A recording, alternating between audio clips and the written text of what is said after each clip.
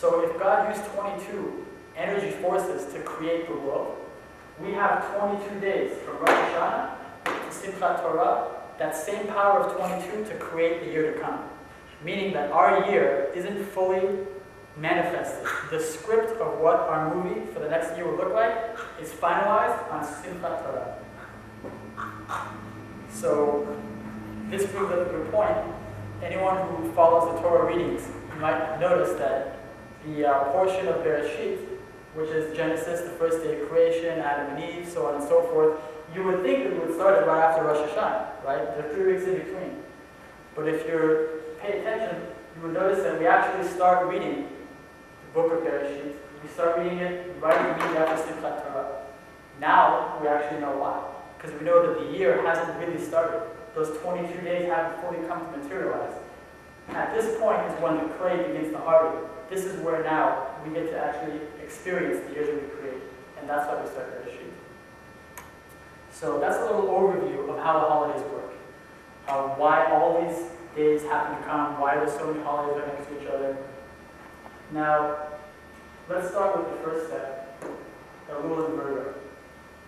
Now, what's special about this time? We have about 6 days left in this month, and there are a couple of clues as to what this month is all about. Why is this a month of smoothing, a month of getting out the blemishes? Did someone just decide and say, you know what, because it's the month before Rosh Hashana, we're going to do it? It's much deeper than that. There's actually something special about these days that makes it possible for us to connect in a deeper way. How do we know that? We all know the story of Moses climbing the mountain, Mount Sinai, 40 days, and you've got the tablets, right? We all saw the movie, Charles Manson movie.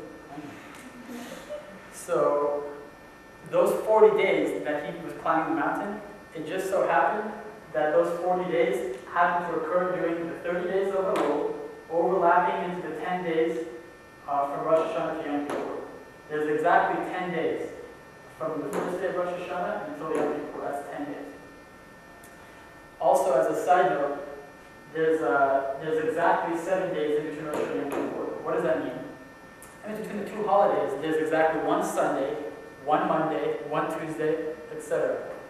And because this is the point where we're sort of writing the script, if you will, where we're hardening the clay, our year hasn't materialized, literally, we can create whatever we want. So what does that mean?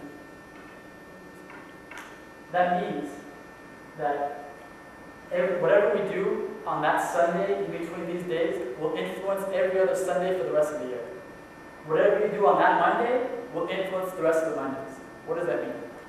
Let's say Monday comes in between Rosh Hashana and Yom Kippur, and we feel lazy, we hit the snooze button, we're sort of taking our time that day. If we have that mindset during that Monday, every subsequent Monday for the rest of the year, it's going to be a little bit harder for us to get up in the morning, a little bit harder to have energy to be proactive. However, if we are make extra effort to become the best person that we can during these days, it'll be that much easier to be that ideal statuesque person throughout the rest of the year. That's one of the most important things, that if nothing else, take that away from tonight's discussion, that just know, even if you gotta fake it, be good for at least those 2 days. It'll go a long way. Alright? So going back to Virgo, why is this the time of smoothing? We said that these are the exact 40 days, right? 30 days of the month of Elul up until Yom Kippur is the exact 40 days that Moses climbed Mount Sinai. What does that mean? The mere fact that Moses happened to climb the mountain at this time indicates that there's an actual opening in the universe at this moment that makes it easier for us to connect. He actually received the tablets from Mount Sinai at that time, and he had the closest connection that any human being has ever had to the Creator. So the fact that he was able to achieve that connection at this time means there must be something special about this time that we can achieve a connection that's not available at any other time. So to speak, the clay is the softest, and we can shape what we want out of our year right now.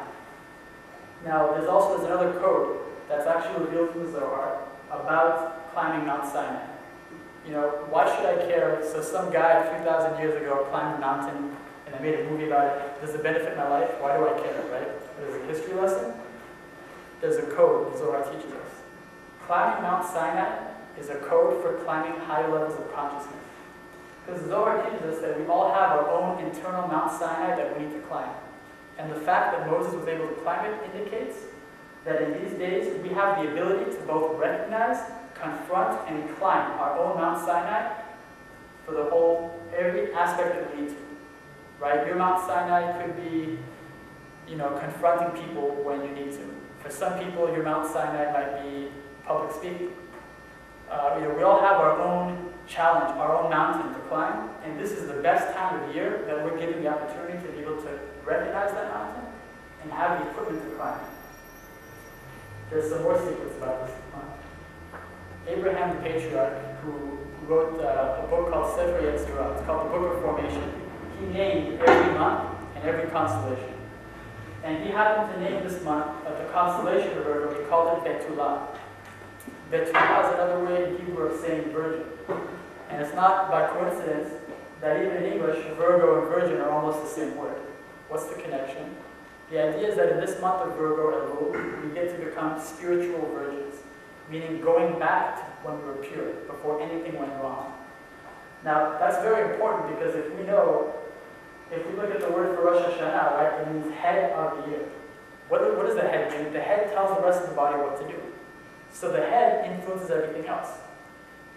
We learned that Rosh Hashana influences the whole year, right? So whatever seeds we plant is going to dictate what kind of fruit and plants are going to bear in the coming year. We want to clean our seed.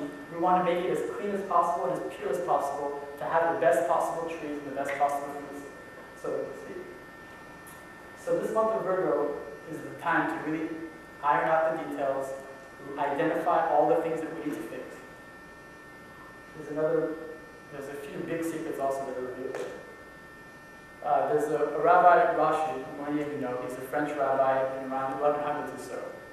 He reveals an amazing secret. He says that a person who is truthful has nothing to fear in this world. What does that mean? Let's say, for example, anybody here an attorney or practice or study law? All right. Let's say you know, for example, that you're representing a client, and the client has a lot of skeletons in the closet that you haven't disclosed yet. And your opponent identifies in front of everyone, but look, what about all these things that you didn't mention? How stupid do you look in front of the judge, in front of everyone, when you don't identify the weakness? In the same way, imagine you're having a debate or an argument with someone you're trying to convince of something. Or let's say, a kid is trying to go ask their dad for, buy me a new car. And the dad says, well, look at your history, how can I trust you with the car? Is that kid going to have any credibility to get the car? Not so much. But imagine the kid did his homework, and he was truthful, and did his background homework, and thought, okay, I know that I had some bad stuff in the past. How can I address it? How can I acknowledge it and beat him to the punch before he points it out? This is what we want to do in the month of Virgo. We want to be able to identify all of the things that we have done that have taken us away from our true potential. Why? Because as we proceed to this day, Rosh Hashana, there's going to be a court that's going to be in session. And a lot of us think that God judges us and He punishes and He rewards. It's a big misconception. And a lot of people think that, if God is so great, why can't everything just come naturally? And, why is there pain in the world, so on and so forth, right? Well, let's think about it. Does electricity punish? If I put my finger in the socket and I get electrocuted, can I say electricity punished me? This is what you say now. So what happened? Why did I get electrocuted? Anyone want to share? Put my hand in the socket, right? Electricity can be a good thing. It can illuminate. It can power buildings. It can allow people to create and do things. It can also be a destructive force. It can cause damage. It can electrocute, right? However, if we don't interact with the laws of electricity in the right way, to us, it might seem like we're being punished by electricity. In the same way, God doesn't punish or reward. God is just the ultimate creator that uses a court system. It's kind of like a spiritual court, right?